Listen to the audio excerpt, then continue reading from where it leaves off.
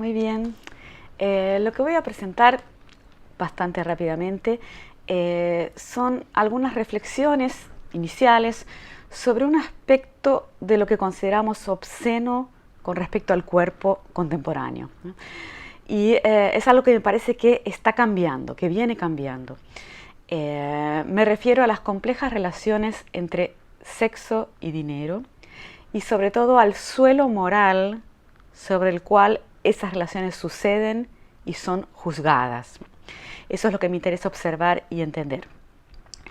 Para eso voy a recurrir a algunos síntomas que me parecen significativos, desplegando entonces una mirada genealógica para entender nuestro presente, qué cambió y por qué está cambiando.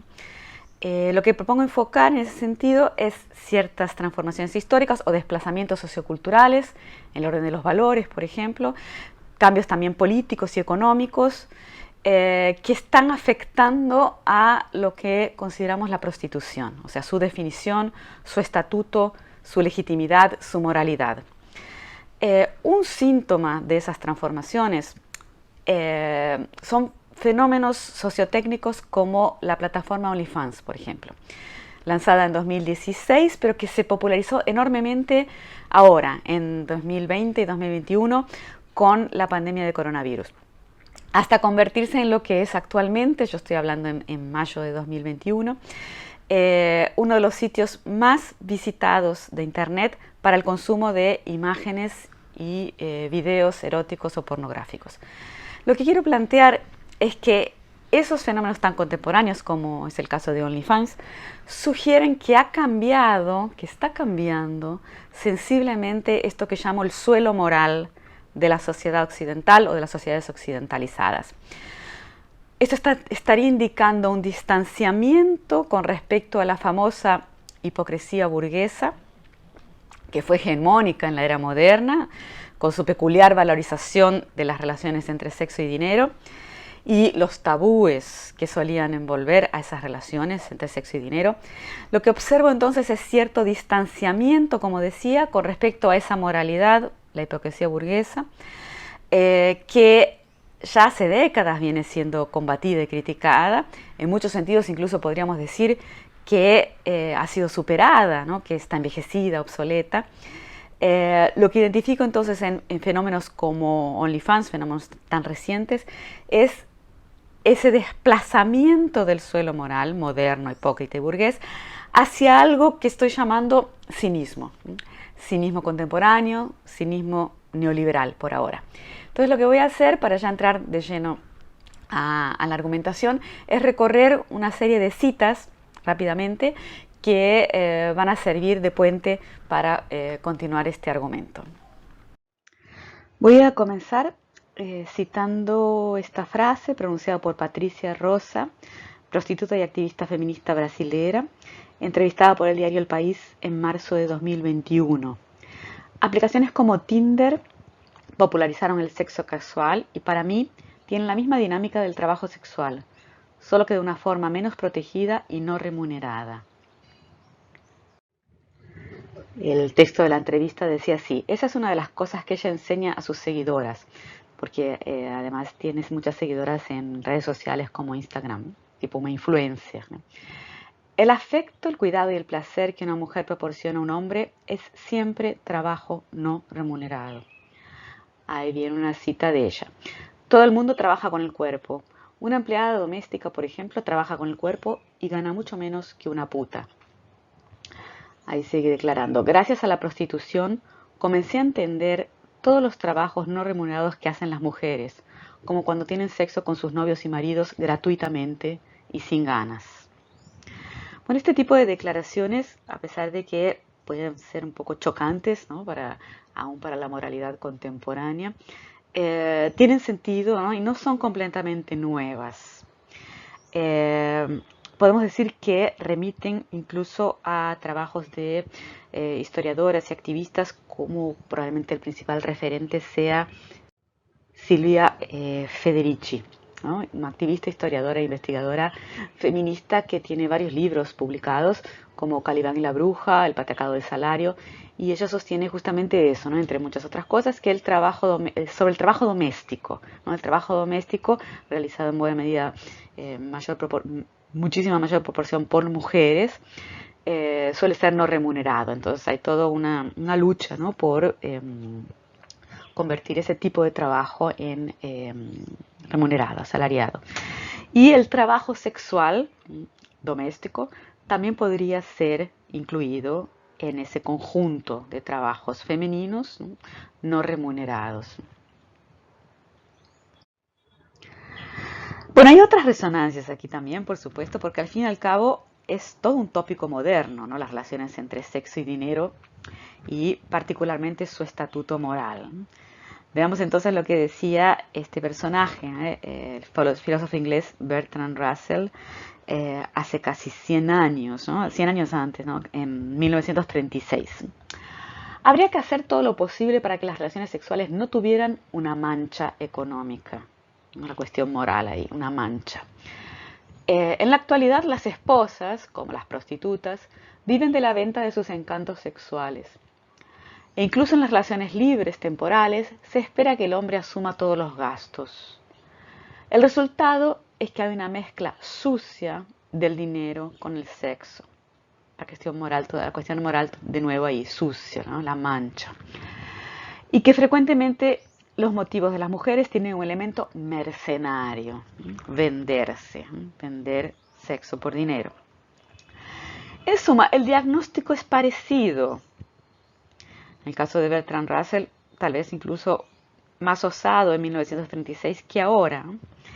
Pero quería llamar la atención para el signo moral, ¿no? Entre las declaraciones de Bertrand Russell en 1936 y de las activistas feministas contemporáneas, ¿no?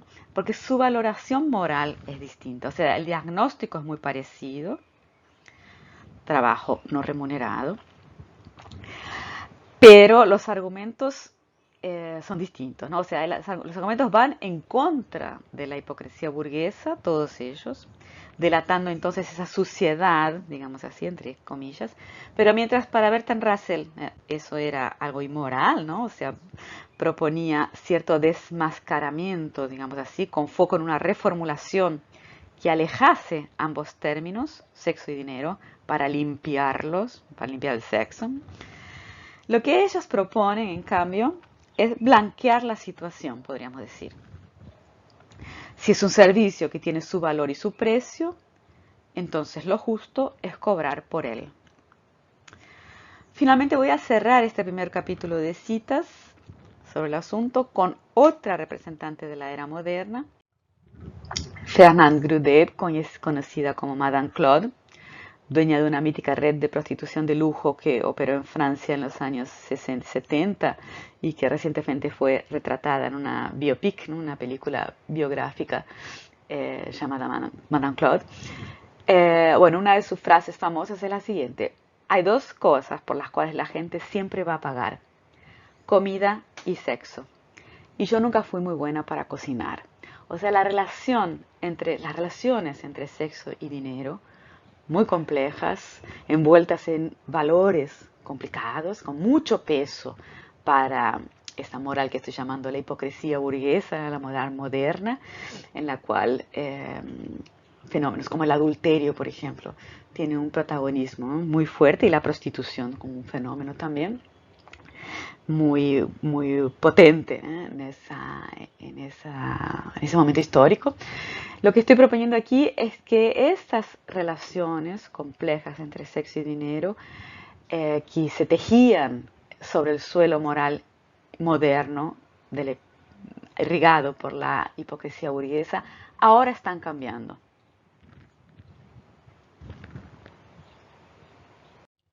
Y entre los síntomas que tenemos para investigar en qué consiste ese cambio, tenemos declaraciones como esta, ¿no? Que presentan Tinder, ¿no? otro fenómeno sociotécnico contemporáneo, como un ejemplo, ¿no? De ese trabajo sexual no remunerado que se ha naturalizado y que por lo tanto salta a la vista que se trata de algo que merece su remuneración.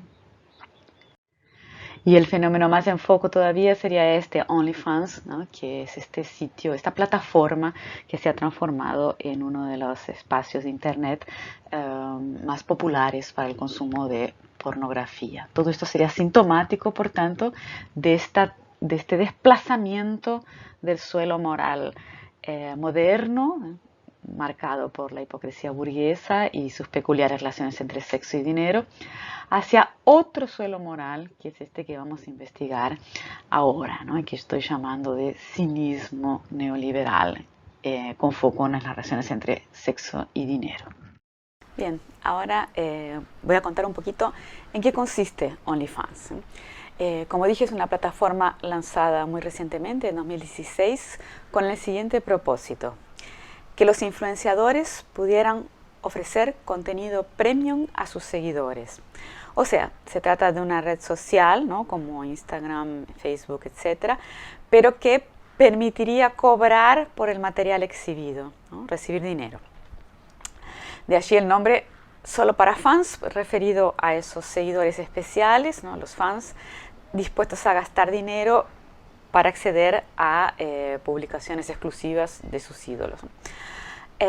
Así se promovía la empresa. Voy a leer de nuevo: suba tutoriales, tips backstage o selfies sin parar. Muchos de sus seguidores están dispuestos a pagar por eso. Cierra comillas. Así es como se abría entonces una vía más para capitalizar publicaciones, ¿no? Algunas de esas publicaciones en las redes sociales podrían seguir siendo gratuitas, ¿no? Distribuidas en redes abiertas para un público más amplio, más general. Y otras publicaciones, ¿no? Imágenes, textos más valiosas o exclusivas, serían expuestas en este canal pago que OnlyFans estaba inaugurando en 2016. Bueno, el éxito de la propuesta fue inmediato, casi obvio, ¿no? Pero hubo una sorpresa. ¿Cuál sorpresa es esa? Es la que nos interesa examinar aquí, ¿no? Como diría Madame Claude, la dueña de la red de prostitución de lujo que antes cité, hay dos cosas por las cuales la gente parece estar dispuesta a gastar dinero, ¿no? Y en esa lista de Madame Claude, en esa lista esencial, ¿no? En la que la gente gasta dinero siempre, no hay ni tips ni tutoriales, ¿no?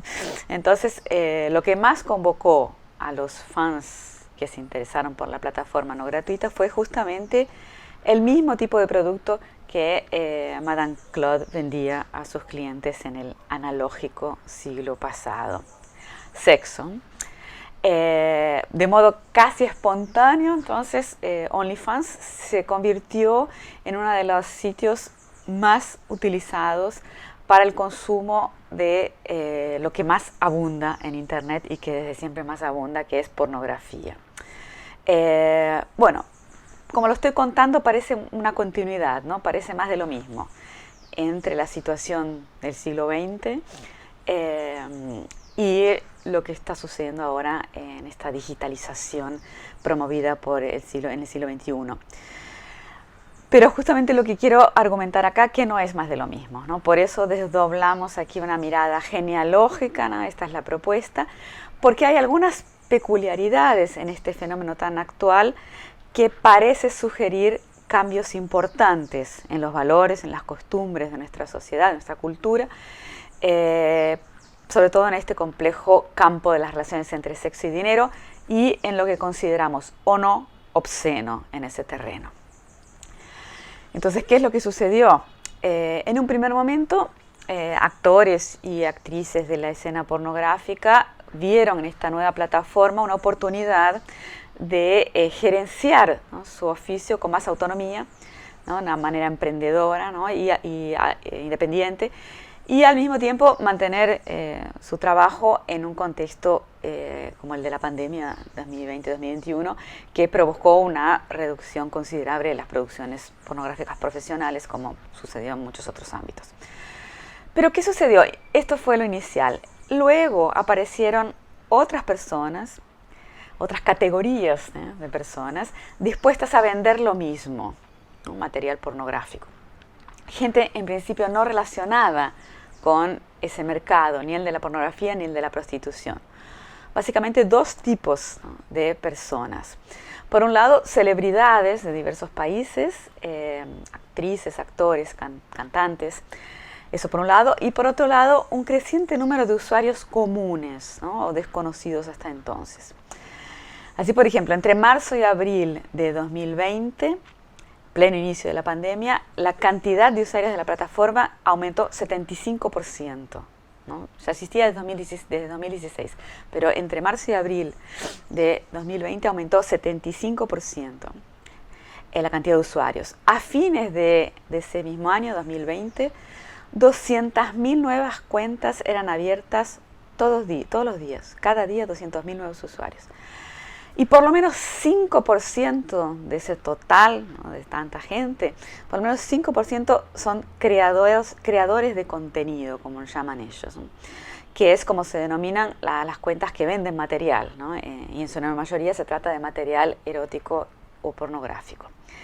Así, a fines de 2020, la red Instagram tenía más de 90 millones de usuarios, entre los cuales por lo menos 1 millón eran emisores de este tipo de contenido pornográfico. Para tener una idea de los lucros generados con la nueva actividad, digamos, en noviembre de 2020, por ejemplo, una actriz pornográfica brasilera, Mia Khalifa, ocupaba el 5º lugar en la posición global, ¿no? Entre los perfiles más lucrativos de OnlyFans. Y ella lograba ganar $6 millones por mes, ¿no? Vendiendo material pornográfico de su propia producción. Claro que ella es una profesional, ¿no? Ya venía, ¿no? Trabajando en este rubro antes de transferirse a OnlyFans. Pero, ¿qué sucede con los nuevos integrantes de este negocio, con los novatos, ¿no? Que se aventuran en este nuevo mercado? Bueno, uno de los casos más comentados fue el de una actriz de Hollywood llamada Bella Thorne, que en agosto de 2020 anunció que había ganado $1 millón vendiendo sus fotos y videos eróticos o pornográficos en un solo día. Ganó $1 millón en un día.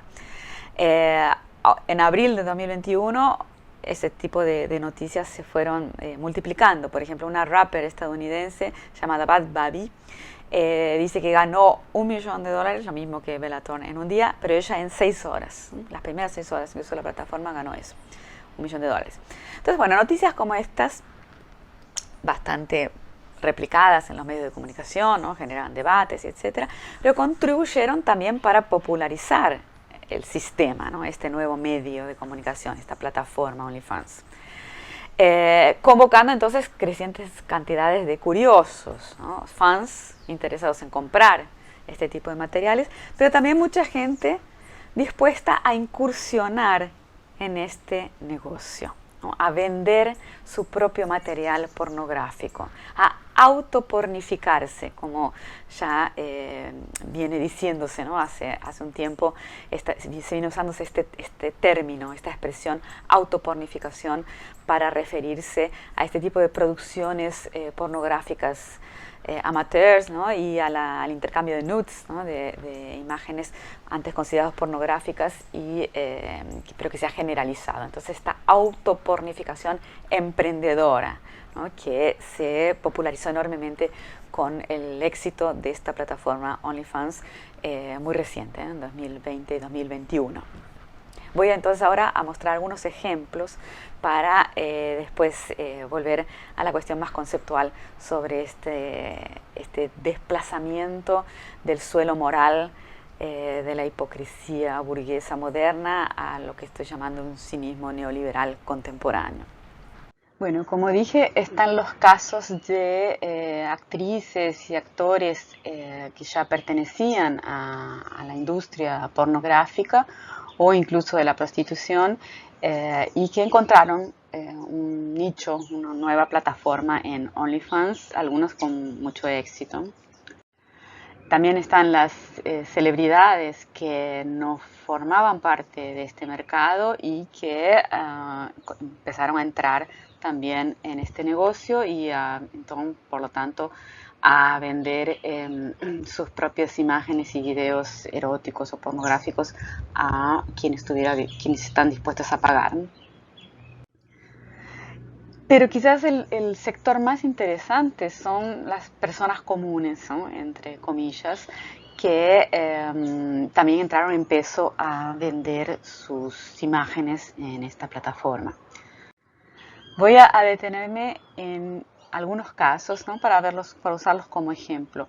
Tenemos este de un peluquero irlandés de 29 años que al principio de la pandemia, el aislamiento sanitario, decidió abrir una cuenta en OnlyFans y en poquísimo tiempo, en 4 meses, ya tenía 3.000 suscriptores que pagan $20 mensuales para tener acceso a las fotos y videos que publica diariamente. En algunas entrevistas que da a los medios, él, bueno, cuenta su satisfacción por ganar más dinero que nunca, haciendo esta actividad nueva, pero dice también que es un trabajo bastante arduo, no solo por la exigencia de producir y publicar constantemente fotos y videos atractivos, originales, que logren cautivar al público que ya conquistó y también conquistar otros nuevos suscriptores, ¿no?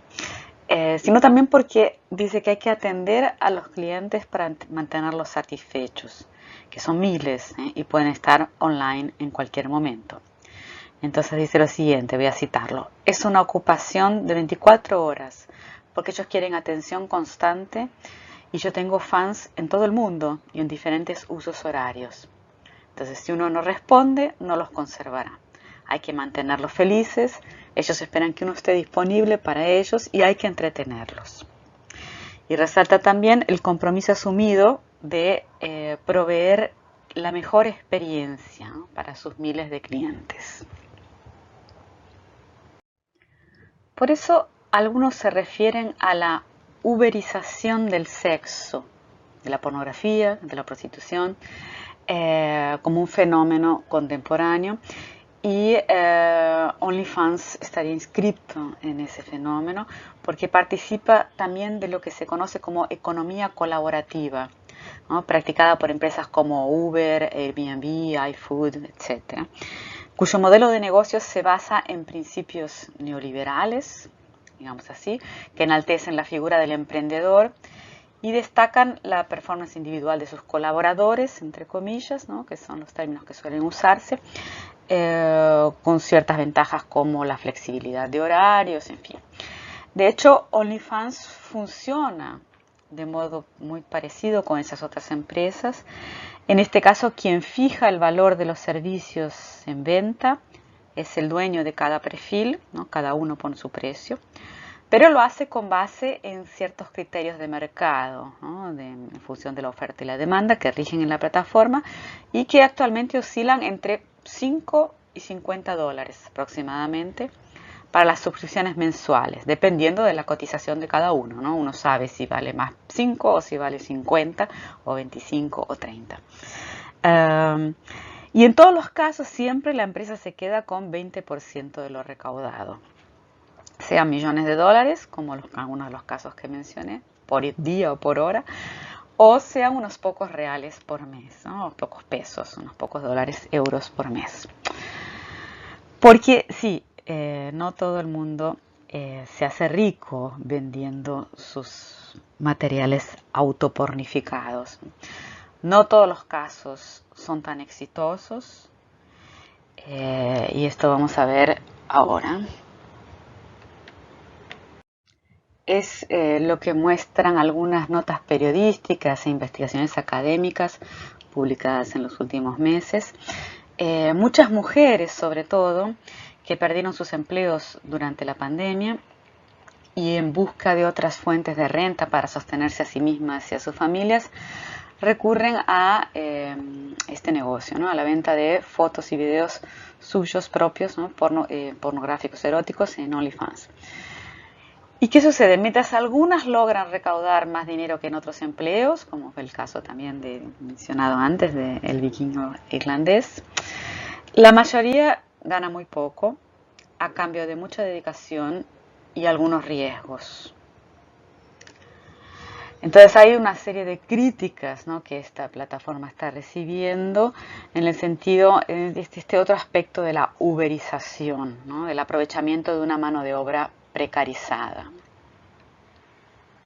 Esto viene motivando toda suerte de debates, tanto en el ámbito académico como en el mediático, que tienden a concentrarse en dos ejes, considerados opuestos y mutuamente excluyentes, incluso con debates enardecidos, ¿no?, como este del ejemplo. Los dos ejes son, por un lado, la mercantilización y por el otro lado, la liberación. ¿A qué me refiero con esto? La mercantilización alude a críticas relativas a la explotación, ¿no?, de las mujeres que se autopornifican en estas plataformas, que estarían contribuyendo a una uberización de la pornografía y, de modo concomitante, a la persistencia del patriarcado que continúa objetificando, sexualizando y sometiendo, mercantilizando los cuerpos femeninos. Entonces, OnlyFans sería más otro ejemplo, otro modo, otra forma de perpetuar esa mercantilización del cuerpo femenino. Por otro lado, en el extremo opuesto, los que defienden a la plataforma aluden a las posibilidades de empoderamiento que inaugura esta nueva posibilidad. En este caso se destaca cierto glamour, ¿no?, de los casos exitosos, con la posibilidad de obtener ganancias millonarias de modo autónomo y haciendo un trabajo que se considera agradable. También se destaca la libertad de ganar dinero explorando la propia erotización de sus propios cuerpos y en algunos casos incluso reivindicando políticamente formas físicas consideradas fuera de los parámetros estéticos antes omnipresentes. Entonces, en general, estos dos ejes se consideran opuestos y excluyentes, ¿no? O se está a favor porque empodera o se está en contra porque mercantiliza. Lo que quiero comentar es que probablemente estas dos tendencias no son tan opuestas ni excluyentes como se piensa, ¿no?, a partir de los ejemplos que di al principio, ¿no?, como este caso de la cita de Patricia Rosa, prostituta y activista feminista, que dice: aplicaciones como Tinder popularizaron el sexo casual y para mí tienen la misma dinámica del trabajo sexual, solo que de una forma menos protegida y no remunerada. O sea, reivindicando aquí una suerte de mercantilización empoderada.